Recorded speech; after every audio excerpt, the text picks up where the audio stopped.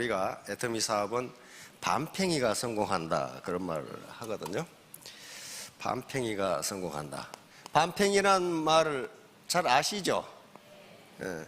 근데 밤팽이는 멍청이가 아닙니다. 이건 멍청이가 아니에요. 멍청이는 성공할 시 절대로 성공 못해요. 멍청한 놈은 도저히 성공 못해요. 밤팽이를 그래서 어떻게 번역할까 해서 번역했는데 이렇게 번역했어요. 하프 스마트라고 번역을 했어요. 스마트한데 약간 덜 스마트하다. 요것은 겸손을 의미합니다. 겸손, 휴밀리티. 겸손을 의미하는 거지 멍청이가 아니에요. 멍청이는 스투피드. 멍청한 놈은 성공 못해요. 누가 멍청하냐? 자기가 똑똑하다고 생각하는 놈이 멍청이야. 아까 우리 환영사 하실 때, 우리 박동철 로얄 마스터가 얘기했죠. 미국의 풀러라는 사람이 세계적인 천재인데요. 그 사람은 결과 1900년까지 인류가 태초에서부터 그때까지 쌓아온 지식이 2배가 되는 기간이 100년이 걸린 걸로 계산을 했습니다. 그런데 2차 대전이 끝나면서 그것이 25년으로 단축이 됐고 최근 100일 그렇게 됐다가 IBM 컴퓨터에서 계산해본 결과 지금 지식이 2배가 되는 시간이 12시간으로 나와 있습니다. 그러니까 12시간 전에 대학을 졸업한 사람은 그 옛날 얘기 듣고 나온 거라 그 말이에요. 옛날 얘기. 엄청나게 심심한 어떤 학자가 하루에 인터넷에 올라오는 새로운 정보와 지식이 얼마나 되는가를 계산해 봤더니 700페이지짜리 책 100만 권이 올라온다 합니다. 100만 권이 새로운 지식과. 근데 가만히 생각해 보니까 그보다 더 많을 것 같아요. 우리 경제학회에서 쏟아지는 새로운 책과 지식만 하더라도 엄청나게 많아요. 다시 말하면 하프 스마트 밤팽이는요 겸손인데 휴밀리티인데 내가 생각하는 것이 틀릴 수도 있다. 이걸 받아들이는 거예요. 내가 모르는 것이 있을 수도 있다. 내가 모르는 걸 저 사람이 알고 있을 수도 있다. 이걸 받아들이는 게 밤팽이다. 하프 스마트. 이게 온팽이는 풀 스마트라고 번역을 했는데요. 병에 풀이 돼버리면 더 이상 물을 못 채워요. 그래서 그놈이 멍청한 놈이야 이제. 그놈이 멍청한 놈이라고. 다른 지식을 집어넣어야 되는데 집어넣을 공간이 없어. 그러니까 옛날 지식을 잔뜩 가지고 있으면 안 된다는 거예요. 그런데 요 하프 스마트 겸손을 위해서 애터미에서 가장 강조하는 것이 재심합력이라고 하는 겁니다. 재심합력은 쉬운 말이 아닙니다. 굉장히 고급어예요. 이명박 대통령, 그 다음에 김영삼 대통령이 가장 많이 썼던 특히 김영삼 대통령이 가장 많이 썼던 게 재심합력입니다. 그건 후한서에 나오는 이야기인데 그건 후한서 초대 황제인 광무제가 한 얘기입니다. 많은 사람이 똑같은 마음으로 힘을 합하면 예기익장, 그 힘이 점점 날카로워진다. 그게 이 재심합력이에요. 그리고 동심동덕, 같은 마음 같은 행동. 그것은 사서삼경 중에 하나인 서경에 나오는 말입니다. 주나라를 창건한 무왕이 한 얘기예요. 아무리 군사의 수가 적더라도 같은 마음 같은 뜻으로 함께 뭉치면 아무리 사람이 많은 군대보다 더 강해진다 하는 게 동심동덕이에요. 그리고 왼쪽에 보시면 휴수동행이랑 저쪽에 보시면 있죠. 휴수동행. 휴대폰 할 때도 휴자입니다. 그러니까 손잡고 같이 가자. 저건 사서삼경 중에 하나인 시경에 나오는 얘기입니다. 북풍 한설이 몰아쳐도 손잡고 같이 가면 살 수 있다. 그런 말이에요. 지금 주머니에서 찬바람이 쌩쌩 나시죠. 그런 분들은 손잡고 같이 나 혼자 잘 먹고 잘 살아야겠다. 절대로 성공 못해요. 비판적 사고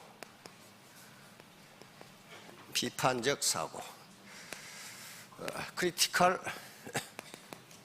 크리티컬 싱킹이라고. 이게 무슨 얘기냐 하면요, 어떤 문제를 해결하기 위해서는 고정관념에서 벗어나서 다양한 각도에서 그 문제를 바라보고 그 문제의 본질이 무엇인가를 찾아내야 해답이 나온다는 거예요. 어떤 네티즌이 인터넷에 이렇게 올렸어요. 성형수술을 하고는 비행기를 탈 수 없다는 연구 결과가 있다. 왜냐하면 코를 높여놨으면 코가 터져가지고 기압의 차이로 안 된다. 볼을 어떻게 손댔으면 볼이 터진다. 그러니까 거기에 대해서 네티즌들이 찬반양론이 비등했단 말이에요. 성형외과 닥터들이 보니까 이거 잘못하면 굶어 죽게 생겼어. 성형수술을 하고 비행기를 못 한다? 그러면 누가 성형수술을 하겠어? 그러니까 이 성형외과 이 닥터들이 아주 전문 용어를 써가지고 계속적으로 괜찮다, 코가 안 주저앉는다, 볼이 안 터진다, 눈깔이 안 터진다, 이렇게 이런 식으로 이제 막 전문 용어를 써가지고 그렇게 하니까 결론이 성형수술을 하고 비행기를 타도 괜찮다 쪽으로 흘러가는데, 거기서 초등학교 학생이 떡 글이 올라왔어. 근데 전부 다 네티즌이고 성형외과 닥터들도 아연실색, 저 말이 맞네, 그렇게 됐어요. 국민학교 초등학교 학생이 올린 글은 뭐였냐면은 성형수술을 하고 여권 사진과 본 얼굴이 안 맞으면 비행기를 탈 수 없다, 그 딱 맞잖아요. 이게 비판적 사고예요. 다른 각도에서 문제의 본질을 본다. 우리 엘리베이터 있잖아요. 엘리베이터를 최초에 만든 회사가 오티스라는 회사입니다. 미국에 엘리베이터에 보면 오티스라고 써져 있죠. 이 오티스는 1853년, 1830년대 이걸 만들었어요. 그러니까 물건을 상하로 올리다가 사람을 타고 오르내릴 수는 없을까, 그렇게 해서 엘리베이터를 만들었단 말이에요. 만약에 이 엘리베이터가 안 만들어졌으면 고층 빌딩은 불가능합니다. 그렇죠? 그 뒤에 뉴욕에 가면 엠파이어 스테이트 빌딩 100층짜리, 110층짜리가 있죠? 거기에 만들어진 거예요. 엘리베이터가 가능하기 때문에. 그런데 이 오티스라는 회사에서 엘리베이터를 만들어 놓고 이제 시승을 했는데 거기에 탄 승객들이 전부 다 불만이야. 불만. 무슨 놈의 속도가 이렇게 느리냐 이거예요. 무슨 놈의 속도가 이렇게 느리냐. 이거 못 쓰겠다. 그러니까 어떻게 되겠어요? 오티스는 그거 연구원 자본 많이 투자해서 만들었는데 하나도 못 팔아먹게 생겼어요. 전부 불만이니까. 그러니까 이 오티스라는 회사는 이 만든 사람이 오티스라는 사람입니다. 아시아 오티스인가 하는 사람이에요.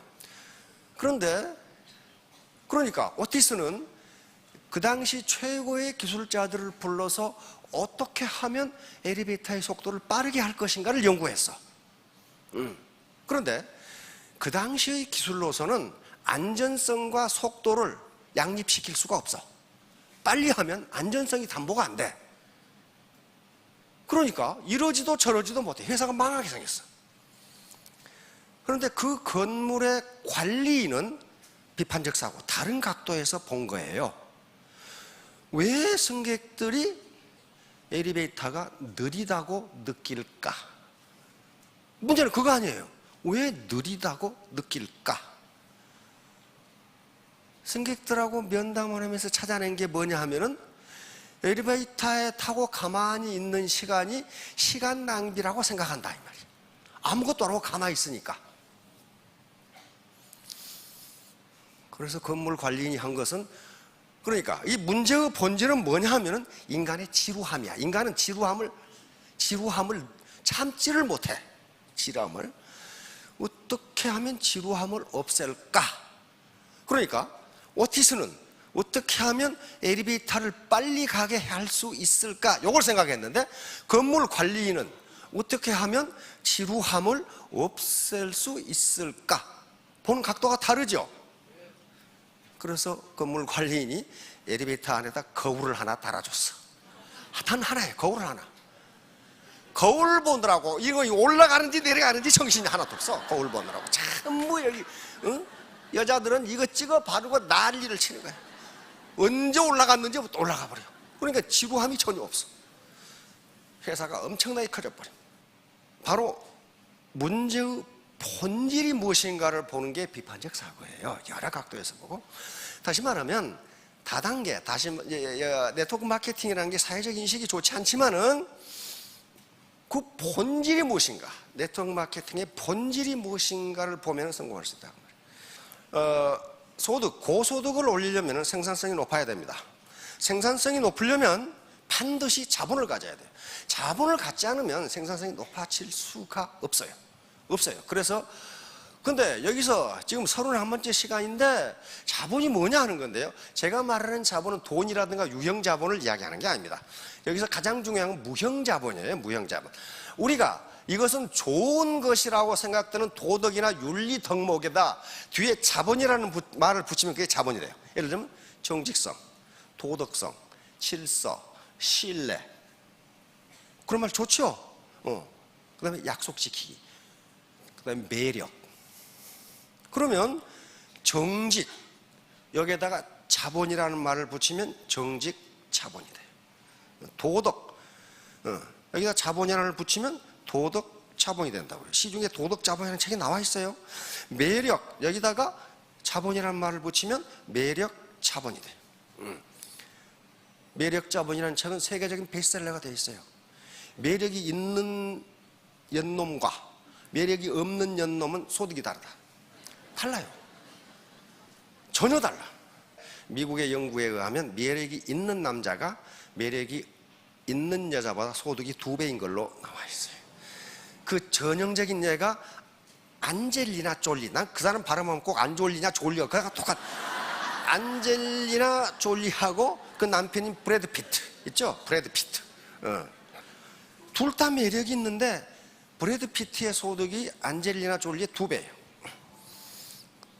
그러니까 매력 있는 여자만 소득이 높은 게 아니에요. 그리고 미국에서 연방준비은행에서 승진 속도라든가 하는 걸 전부 연구하는 걸 보면 매력 있는 사람이 승진 속도가 훨씬 빨라. 그럼 뭐예요? 매력이라는 게 자본이다. 자본이다. 생산성이 높은 거예요. 그럼 얼굴만 예쁘다고 매력 있느냐? 그렇지 않아요. 모든 국제기구건 어디든 간에 매력이 없으면 채용되지 않는다. 그렇게 돼 있어요. 근데 매력이라는 게 얼굴의 외모에 잘생기고 잘생기지 않고 하고 관계가 거의 없어요. 그러려면 겸손이 반드시 필요합니다. 겸손은 인사 잘한다고 겸손이 아니에요. 내가 남의 말을 들어주는 거예요. 그 사람의 학력이 초등학교건 무학이건 간에 여기서 직급이 높다는 것은 다단계 사업에 대해서 많이 알고 있다는 거예요. 그렇죠? 알고 있다. 그 사람한테 배우는 거예요. 그런 사람을 제도권 학력이 어떻게 되느냐에 관계없이 나보다 먼저 깨닫고 아는 사람을 공자는 현인이라고 그랬습니다. 현인이야. 그러니까 현자라는 게 무슨 학력이 굉장히 높고 지식의 축적량이 높은 사람을 얘기한 게 아니에요. 공자가 얘기하는 것은 어떤 분야에서 나보다 먼저 알고 먼저 깨달은 사람, 그 현인에게 배우라는 게 그거예요. 논어에 보면 번지라는 공자의 어린 제자가 있었습니다. 46세 연하인데 어느 날 물어요. 선생님, 농사 짓는 법을 가르쳐 주세요. 공자가 역사를 다 알고 천지를 다 아시는 분이 농사 짓는 법 모르겠어요? 그런데 뭐라고 대답하냐 하면은 나는 농사 짓는 것에 대해서는 늙은 농부만 못하다. 그분한테 가서 물어라. 공자도 늙은 농부한테 물어야 농사 짓는 법을 제대로 알 수 있어. 그렇죠? 그때 공자에게 있어서 그 농부는 농사에 대해서는 현인이야. 그렇죠? 현인이라고. 그러니까 번지가 또 이야기합니다. 선생님, 그러면 채소는 어떻게 가꿉니까? 그렇게 물어요.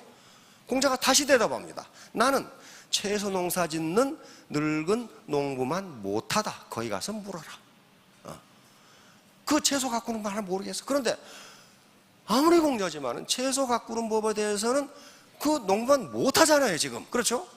그래서 공자가 위대하게 된 거예요. 모르는 것을 모른다고 하는 거예요. 모르는 것을 모른다고 하는 거예요. 그 다음에 멘토, 바로 스폰서가 멘토입니다. 멘토가 없이는 도저히 성공할 수가 없어요. 멘토는 단지 스승만 되는 게 아닙니다. 스승도 되고 친구도 되고 보호자도 되고 부모도 되고 교사도 되고 이런 역할을 해주는 게 스폰서예요. 스폰서는 이런 능력을 갖춰야 되고 파트너는 그 스폰서의 말을 들어야 되고, 이렇게 하지 않으면, 멘토십이 확립되지 않으면 성공할 수 없어요. 그게 재심합력입니다. 이건 마스터마인드 그룹이라는 것은 나폴레옹 힐이라는 사람이 The Law of Success, 성공의 법칙이라는 책에서 만들어낸 말입니다.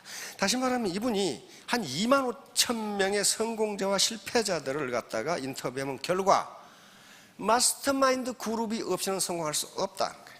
다시 말하면 아무리 훌륭한 에디슨이나 헨리 포드 같은 사람도 자기와 뜻을 같이 하면서 협력하는 그룹이 없이는 성공하지 못, 혼자는 도저히 성공 못한다는 거예요.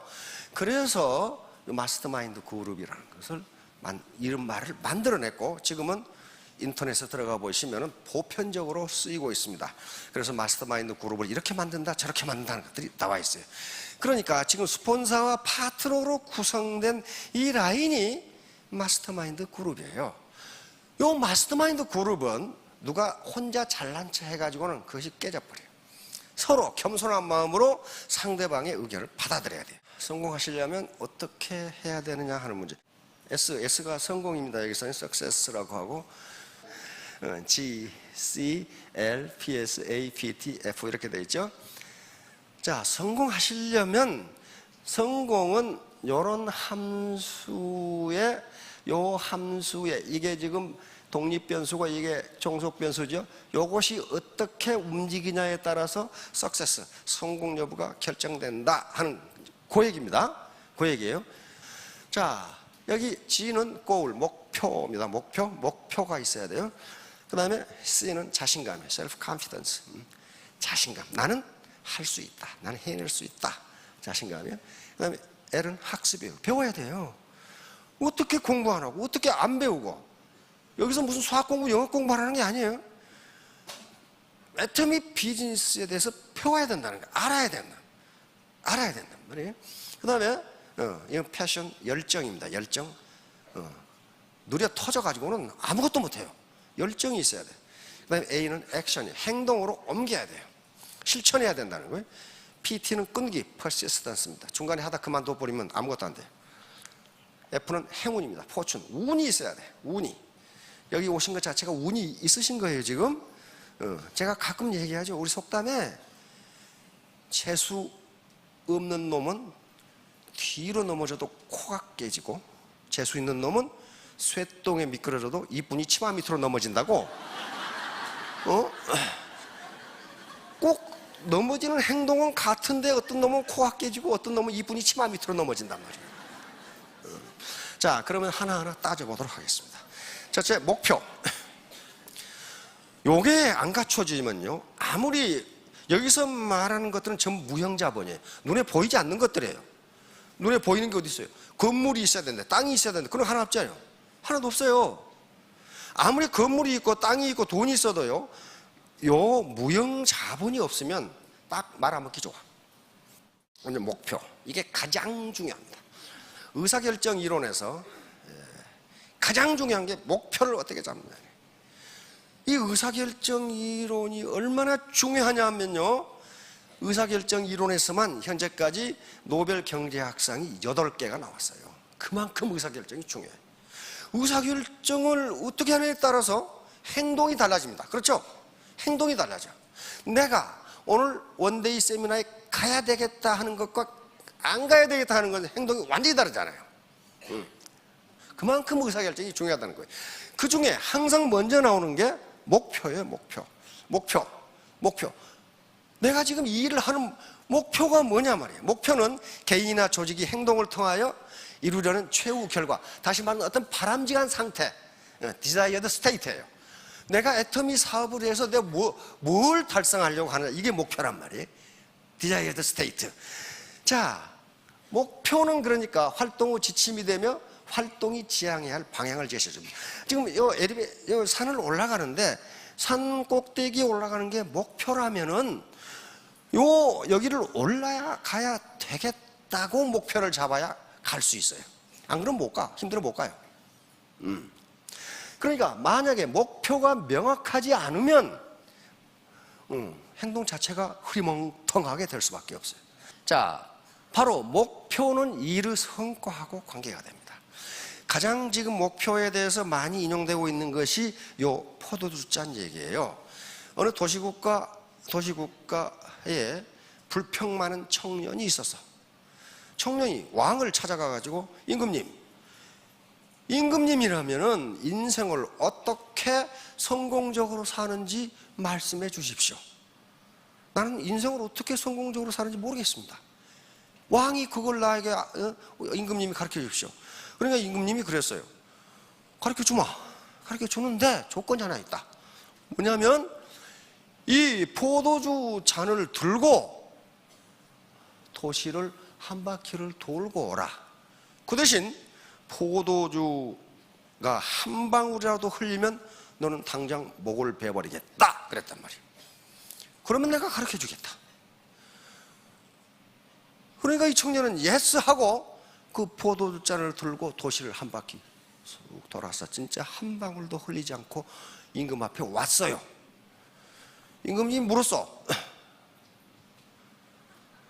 길거리에서 싸우는 사람을 봤느냐? 못 봤습니다. 술집에서 노래하는 소리를 들었느냐? 못 들었습니다. 너를 유인하는 아가씨를 봤느냐? 못 봤습니다. 너는 뭘 봤느냐? 아무것도 못 봤습니다. 요거 흘릴까 봐서 아무것도 못 보고 이렇게 돌아왔습니다. 그러나 임금님이 말합니다. 그게 성공의 비결이다. 어느 하나에 집중하면, 어느 한 가지 일에 집중하면 주변에서 뭐라고 떠들건 그게 네 귀에 들리지 않는다. 그게 성공의 비결이다. 그렇게 해라. 온갖 잡소리 다 들리면 너는 그 일에 커미트먼트, 몰입하지 않고 있다는 증거고, 그렇게 되면 너는 인생을 성공적으로 살 수 없다. 이렇게 얘기해 준 거예요. 청년은 알았어요. 그럼 여기 목표가 두 개가 있어요. 하나는 뭐냐면은, 최종 목표는 뭐냐면 인생을 성공적으로 사는 법을 아는 게 이 청년의 최종 목표예요. 그렇죠? 중간 목표는 포도주를 한 방울도 흘리지 않고 도시를 돌아오는 것. 그러면 이 청년이 인생을 성공적으로 사는 법을 아는 게 간절했기 때문에 죽을 수도 있는 포도잔을 들고 한 바퀴 돌아온 거예요. 그렇죠? 그러니까 여튼 이 사업을 해서 내가 5천댁이 되겠다, 이 소원이 강렬하면 속 터지는 일도 참을 수 있다. 자, 목표는 마치 화살의 관역과 같습니다. 이 관역이 없으면 화살을 웃다 쏠 거예요. 그리고 항구, 배가 가는 항구와 같다. 항구라는 목표가 없는데 배가 태평양에서 어디로 갈 거냐고요. 방향이 없어요. 그 다음에 바로 달리기에서 피니시 라인이고 산의 산정과 같은 게 목표예요. 목표가 없으면 안 되는 거예요. 자, 그러면 현자들은, 우리 인생의 현자들은 모두 목표에 대해서 이야기를 해놨어요. 그만큼 목표가 중요하다는 거예요. 아리스토텔레스입니다. 뭐라고 그랬어요? 뚜렷하고 실질적인 목표를 가져라. 이게 첫 번째예요. 네가 인생을 성공적으로 살려면 가장 먼저 뭐 하라? 뚜렷하고 확 실질적인 목표를 가져라. 둘째, 지혜, 돈, 물자, 방법 등 그 목표를 달성하는 데 필요한 수단을 찾아라. 그 목표를 어떻게 달성할 것이냐. 이게 이제 바로 비판적 사고가 필요해요. 내가 5천댁이 되는데 어떻게 해야 되겠는가? 스폰서가 시키는 대로 해야 되겠는가? 자기 창의적 아이디어가 있어야 돼요. 그러고 나서 셋째, 당신이 가진 모든 수단을 그 목표에 맞춰 나가라. 내가 가진 것은 물질적인 것뿐만 아니라 아까 전에 비물질적인 것, 무형적인 것들이 다 있어. 이걸 목표를 달성하는데 그 쏟아부으라, 이게 아리스토텔레스의 이야기입니다. 여기 미켈란젤로입니다. 미켈란젤로, 르네상스 시대 최고 거장이죠. 우리가 더욱 경계해야 할 것은 목표를 지나치게 높게 정하고 이루지 못하는 것이 아니라 목표를 지나치게 낮게 잡고 그걸 달성하는 것이다. 목표를 200만 원에 잡아놓으면 그거 달성해도 별거 아니다. 그러면 별거 아니다. 미켈란젤로가 한 얘기예요. 미켈란젤로가 이걸 스트레치 목표라고 그럽니다. 스트레치, 도전적인 목표라고 그래. 이건 G2를 다시 살려냈던 잭 웰치가 한 얘기입니다. 잭 웰치라는 회장이 스트레치 목표라는 말을 만들어냈어요. 그 스트레치 목표는 뭐냐 하면은 당신이 최선을 다했을 때 이룰 수 있는 일의 성과를 100이라고 하자. 그러면 스트레치 목표는 그보다 30%를 높게 잡아라. 그런 말이에요. 높게 잡아라. 높게 잡아라. 내가 예를 들면 1년 안에 수당 500만 원을 달성하겠다. 난 달성할 자신이 있다. 그러면은 500만 원으로 잡지 말고 800만 원으로 잡으라. 그런 말이에요. 그러면 500만 원이 달성된다는 거예요. 이게 스트레치 목표예요. 바로 미켈란젤로가 하는 얘기도 지금 그 얘기입니다. 지금 꿈을 크게 잡으라. 길을 걸어가려면 자기가 어디로 향하는지는 알아야 된다. 그럴 거 아니에요. 이게 어디로 향하는지를, 그 향하는 방향을 정해주는 게 목표란 말이에요. 목표. 지금 오늘 처음 오신 분들, 그리고 몇 번 오신 분들도 목표를 크게 잡아보십시오. 그리고 일관성 있게 밀고 나가보십시오. 어떤 일도 일관성 있게 밀고 나가지 않으면 결코 성공할 수 없습니다. 일을 할 때는 정말 죽기 살기로 해요. 죽기 살기로. 칼라일이라고 하는 영국의 비평가 또 문인입니다. 아무리 약한 사람이라도 단 하나의 목적에 온 힘을 집중하면 성취할 수 있다. 반면에 아무리 강한 사람이라도 그 힘을 많은 목적에 분산하면 어느 것도 성취할 수 없다. 하나의 목적에 집중하라. 커미트입니다. 아까 이 보도잔 들고 도시를 도운 그 청년처럼 흘리면 죽는다. 한 방울이라도 흘리면 죽는다. 그렇다면 거기에 집중하면 성공할 수 있다. 그러면 애터미 사업도 그게 있겠죠. 최종 목표는 예를 들면 로얄 마스터가 되는 것, 그렇게 되겠죠. 중간 목표는 또 다른 게 있을 겁니다. 그 대신 여기서는 장기 목표, 롱텀, 5년 이상, 5년 후에 나는 뭐가 되겠다. 그런데 5년은 너무 기니까 요 목표만 있으면 맥이 빠져서 못해. 그래서 중기 목표는 3년 플러스 3년 정도 됐을 때 나는 스타 마스터가 되겠다. 또는 샤론 로즈 마스터가 되겠다. 그 다음에 단기 목표, 이건 1년 그 후, 1년, 나는 1년 후에 다이아몬드가 되겠다. 소득은 300 플러스가 되겠다. 이게 단기 목표예요. 그런데 단기 목표도 너무 길어, 1년이니까. 그래서 monthly, 월간 목표가 있어야 되고 일간 목표가 있어야 돼요. 이건 누가 정해주는 거예요? 이건 자기가 정하는 거예요. 자기의 현재 처지, 다시 말하면 건강 상태라든가 나이라든가 지금 자기가 하고 있는 일이라든가 또는 가족 관계라든가 등등을 해서 나는 하루에 적어도 고객을 5명 만나겠다. 이렇게 하는 분들도 나는 10명을 만나겠다. 이런 분들이 있을 거란 말이에요. 그래서 이 목표를 한번 자기가 구상을 해보시기 바랍니다. 그래서 일단 목표가 정해지면 그 길로 가면 돼요. 그런데 목표는 항상 고정적인 게 아닙니다. 일을 하다 보면 목표를 상향 조정할 수도 있고 하향 조정할 수도 있어요. 그러니까 일단은 뭐가 됐든지 간에 목표는 있어야 돼요. 목표가 없으면 그것은 태평양에 뜬 배가 어디로 갈지 항구를 정해놓지 않고 가는 것과 똑같습니다. 자, 모두 성공하시기 바랍니다. 감사합니다.